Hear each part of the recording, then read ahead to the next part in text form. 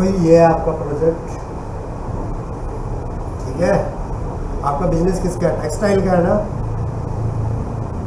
हाँ, तो उसी के हिसाब से बना दिया हमने। देखो यार, आपने शुरुआत cash 20,000, initial cash 20 lakh, stock equal 0, ठीक।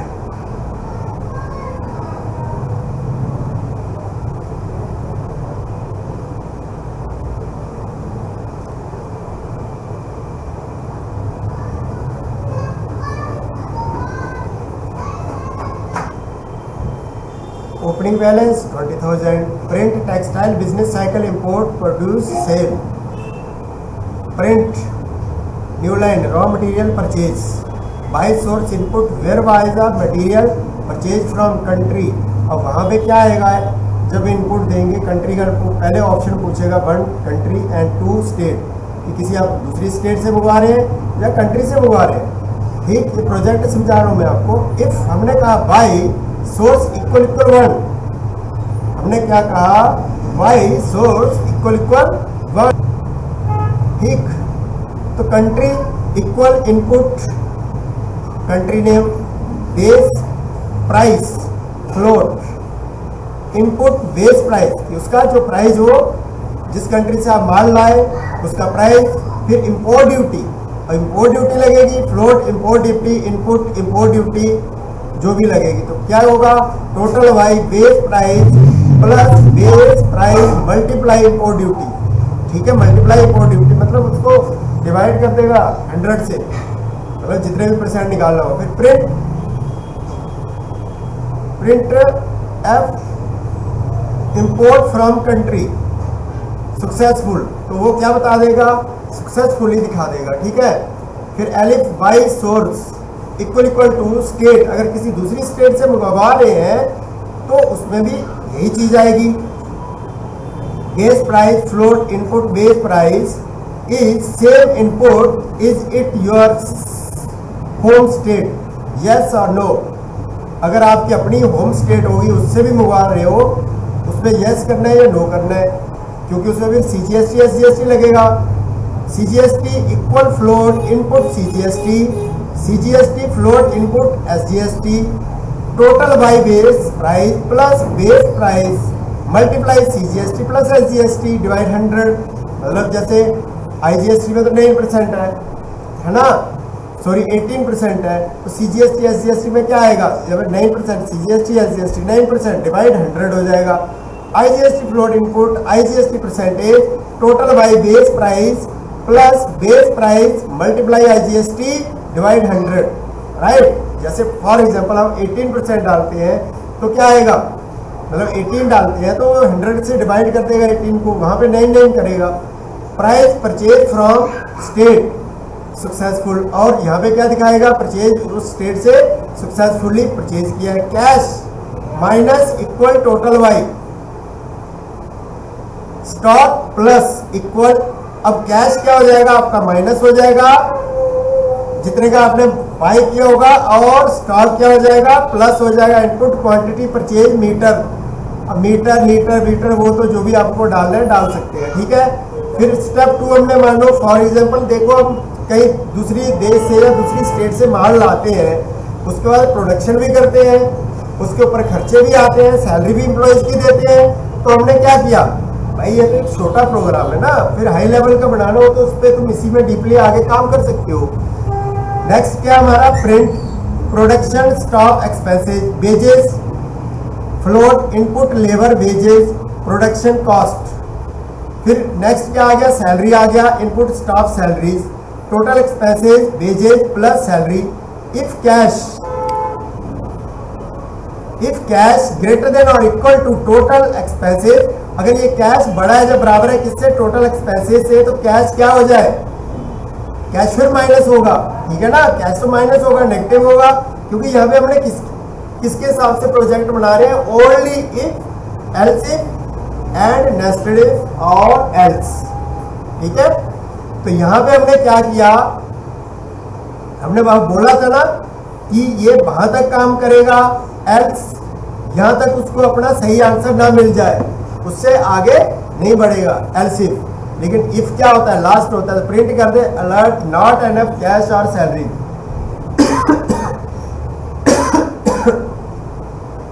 अगर मान लो उसको कैश नहीं मिलता है तो वो ये प्रिंट करेगा, और नहीं तो एक्सपेंस पे सक्सेसफुली दिखा देगा। उसके बाद क्या है next, sales print selling finish goods, selling destination input where to sell to goods, मतलब कौन सी स्टेट में, अपनी कंट्री में या किसी दूसरे देश में माल बेच रहे हो। अगर दूसरे देश में जब बेच रहे होगे तो क्या कटेगा, एक्सपोर्ट ड्यूटी, और अपनी स्टेट में कट रहे सेल कर रहे होगे तो मतलब इंडिया के अंदर कहीं कर रहे होगे तो CGST, SGST या IGST कटेगा। सेल क्वांटिटी की कितनी क्वांटिटी में आप सेल कर रहे हैं माल, if sale quantity stock base sale float input selling base price, if sale destination 1 target input enter destination country export duty equal float, तो क्या कटेगा, एक्सपोर्ट ड्यूटी कटेगी। फिर क्या है हमारा टोटल सेल, टोटल सेल मान लो क्या है हमारी total sale, base sale plus base sale multiply export duty, फिर डिवाइड 100 कर देगा, मतलब जो भी हमारा बेस सेल होगा, टोटल सेल होगा, उसका मल्टीप्लाई कर देगा जितनी भी हमारी क्या होगी। फिर एलिफ सेल डेस्टिनेशन, टारगेट क्या है, इनपुट एंटर डेस्टिनेशन स्टेट, अपनी स्टेट को ही, ठीक है। तो total sale base sale multiply export duty, duty or cess. Next क्या हमारा स्टेट के लिए डेस्टिनेशन, तो if same input is it same state, yes या नो, अगर सेम स्टेट है तो यस करोगे तो सेम स्टेट के अंदर आएगा, तो इफ क्या कटेगा CGST SGST, और टोटल सेल बेस आ जाएगा उसमें। उसके बाद क्या हमारा IGST float input IGST percentage state sale base IGST cash plus total sale stock sale quantity print sale to target complete amount receive plus total sale else print error stock not available. समझ गए बात, कोई दिक्कत है तो बता दो, समझ आ गया ना। अब चलो इसको रन करके देख लो एक बार, दोबारा देख लो ना, वीडियो के अंदर थोड़ी ना रन किया।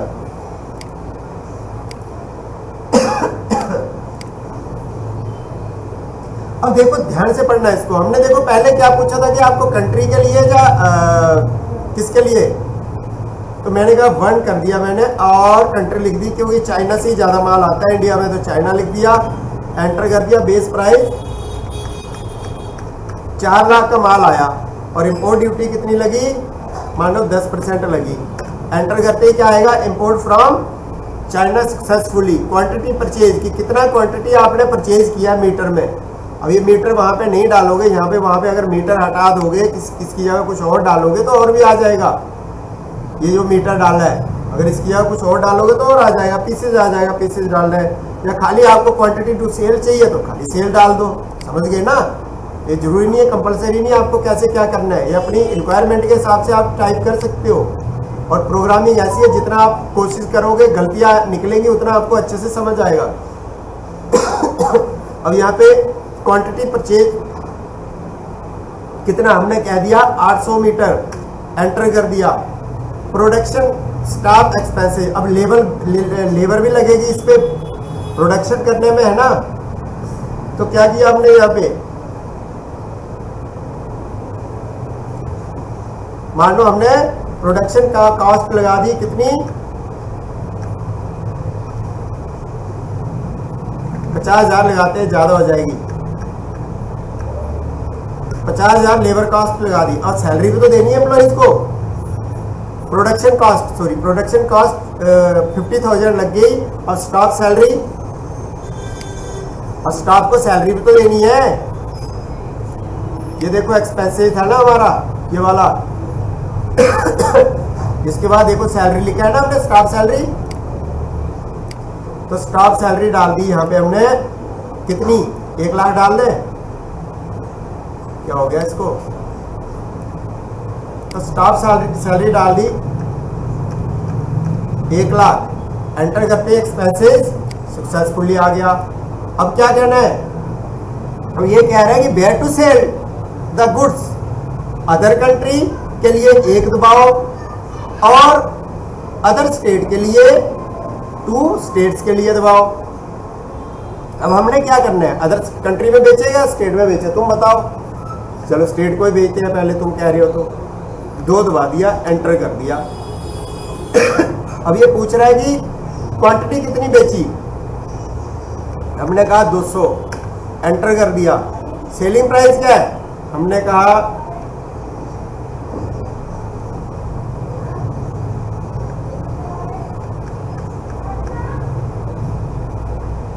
3,00,000 का माल सेल किया।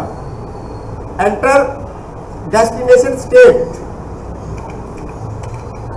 बिहार डाल दी, एंटर कर दिया। इज इट सेम स्टेट, अगर तुम्हारी अपनी स्टेट है जिसमें जिस यहां से तुम माल बेच रहे हो तो यस कर दो,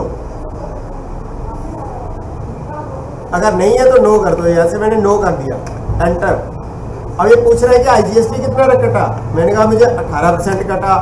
एंटर करते ही क्या आ जाएगा, फाइनल कैश बैलेंस आपके पास ये दिखाई देगा। समझ गए बात, कोई डाउट है? तो इस तरह से ये प्रोजेक्ट काम करेगा बेटा। मेन प्रोजेक्ट तो फिर अगर मानो आपको मेन वैसा कोई सॉफ्टवेयर बनाना है तो वो तो डाटाबेस के साथ कनेक्ट होगा ना, यहाँ पे कोई डाटाबेस कनेक्ट थोड़ी ना, ये तो एग्जांपल आपको समझाया है हमने। खाली इफ का यूज किया है, एल्स इफ का किया है कि आपको अच्छे से समझ आ जाए। इफ क्या है, एल्स इफ क्या है, उसके बाद एल्स क्या है, और नेस्टेड इफ क्या है। समझ गए बात? कोई दिक्कत है तो बता देना।